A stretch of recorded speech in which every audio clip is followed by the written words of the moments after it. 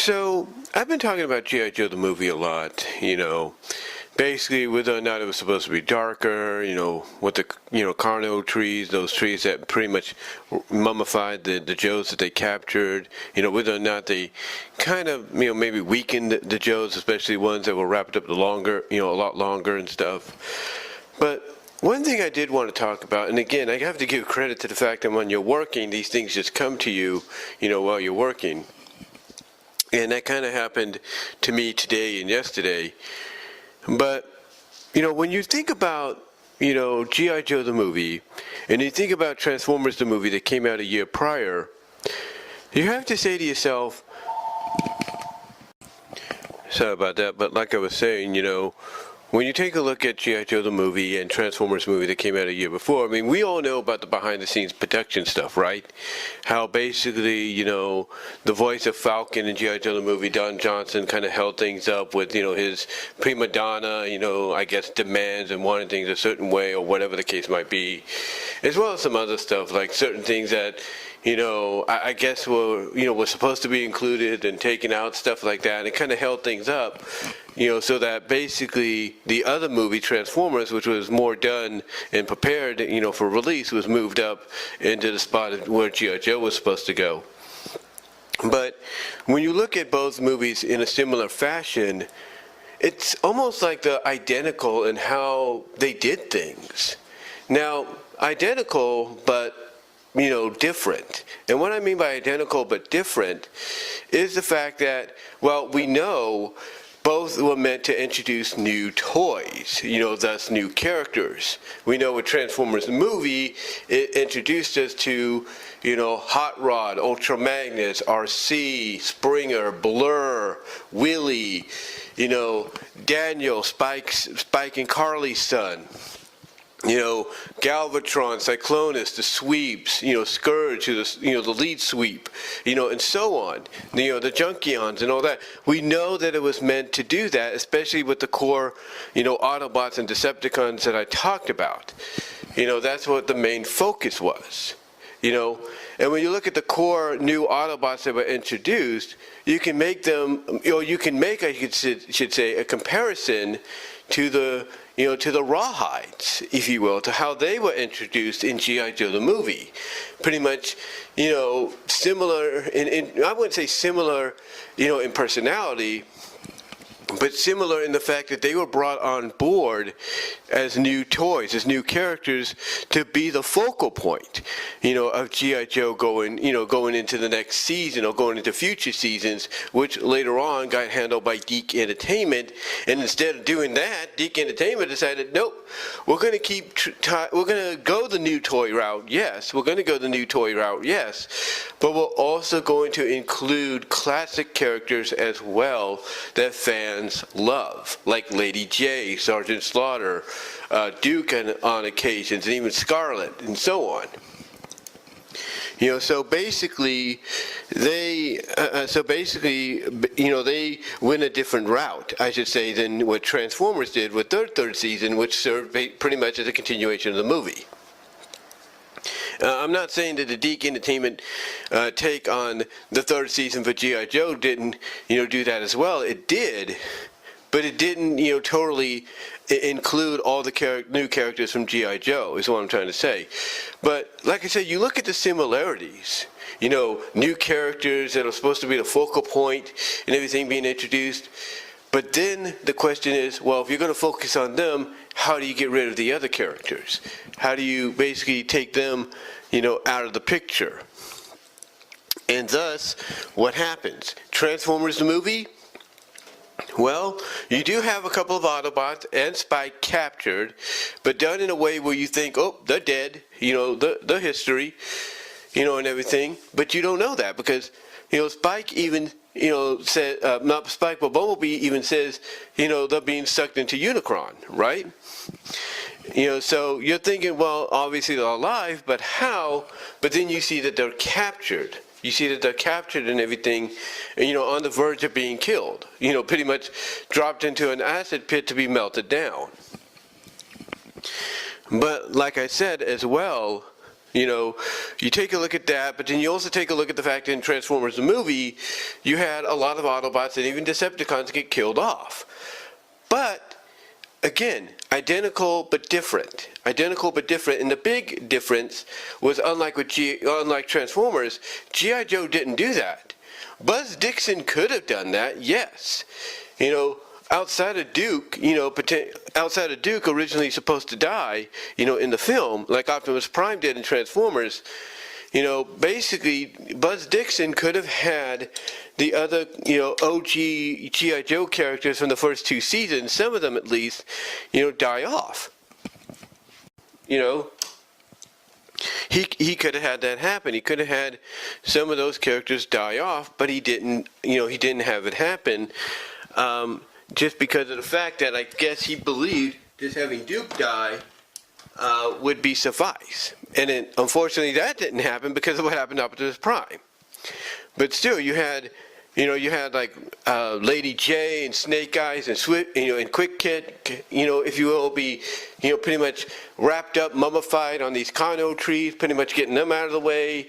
You have Alpine, Gung Ho, and Bazooka get hospitalized thanks to Nemesis Enforcer, not killed, and everything. And then you have what happened to General Hawk and his crew, and it's like basically you see all the signs of certain not just certain characters, but certain OG characters and everything being written out temporarily for a majority of the film to make room for the newer characters and a select few characters that they felt were good enough to to be kept, to be drug over. Not just drug over, but kept at. Hold on for a second. So I was getting tongue-tied, and like I said, I'm tired too. I worked today, but like I said, you had a majority of, certain OG characters temporarily, for a majority of the movie or some of the movie being written out because they got captured or injured, and only a select few OGs like Flint and Lifeline and Roadblock, and all that, joined alongside the Rawhides for the final, not just the final confrontation with Cobra, but to rescue the other Joes, and they, which they successfully did. But, again, you see similarities but differences, identicalness and difference. The identical is the OG characters were taken out of the equation. The difference, Transformers killed off certain characters.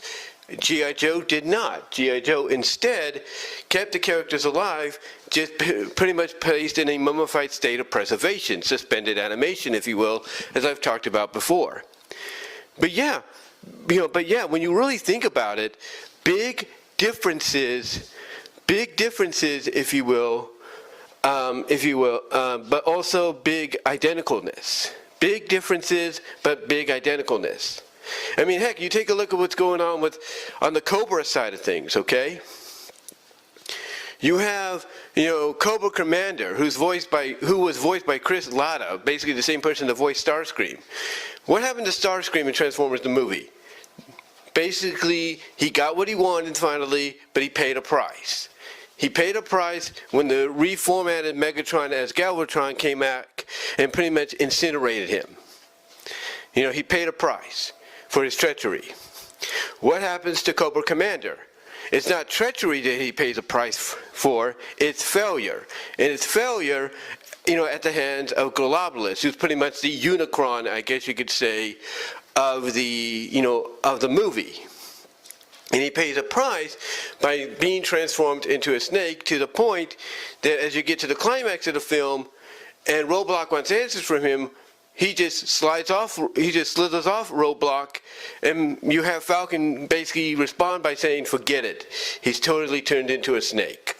Basically implying that he's no longer, human anymore. He's just now a snake. Even though we see just a ting of it show up when he goes and attacks that one Cobra that Serpentor used to try to strangle Falcon. But then again, like I said, you look at Globalist, he's like the Unicron of the story. You look at Serpentor, he's like the Galvatron of the story. You take a look at, let's say Pythona and Nemesis Enforcer. They're like the Cyclonus. They are like the Scourge of the story. But the big difference, though, is unlike Cyclonus and Scourge, who survived, the Transformer movie for the third and fourth season. Pythona and Nemesis Enforcer did not. They died. Again, differences, big differences, but identicalness. Again, identical situations, identical, character roles and all that, but different situations, different outcomes, if you will.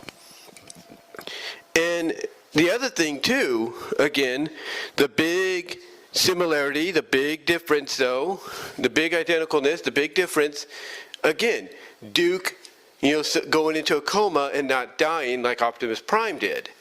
But the asterisk next to that is he was supposed to die.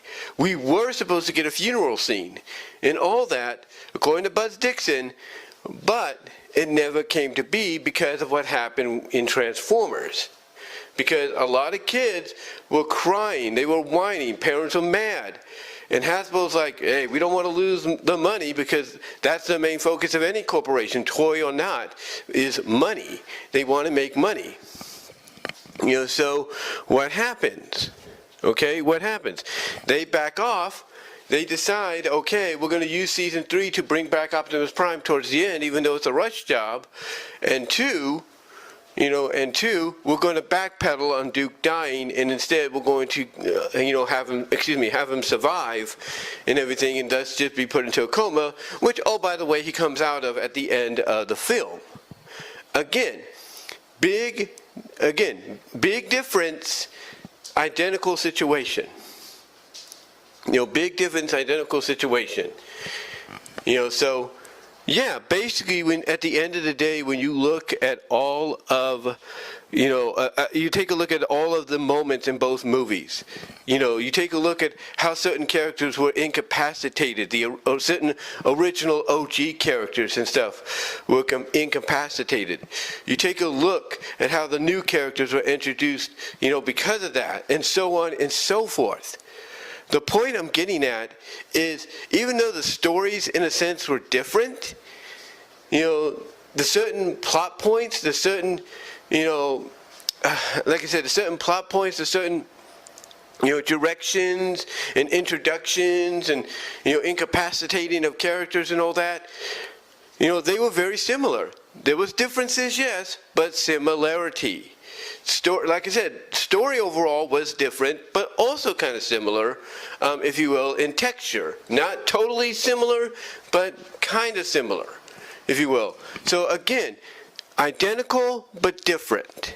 There was some identical situations, but they were also different at the same time. But yeah, that's really all I wanted to say, guys. I just wanted to see if anybody did notice that between both films. If they noticed that, this is identical, but identical to what happened in Transformers, but it's different. Or vice versa of, this is identical to what happened in G.I. Joe the movie, but different. I wanted to see if anybody noticed any of that, when they saw the movies, because when you think about it, you go back and watch how, again, certain things happen. Certain characters introduced, incapacitated, certain plot points, what happens, to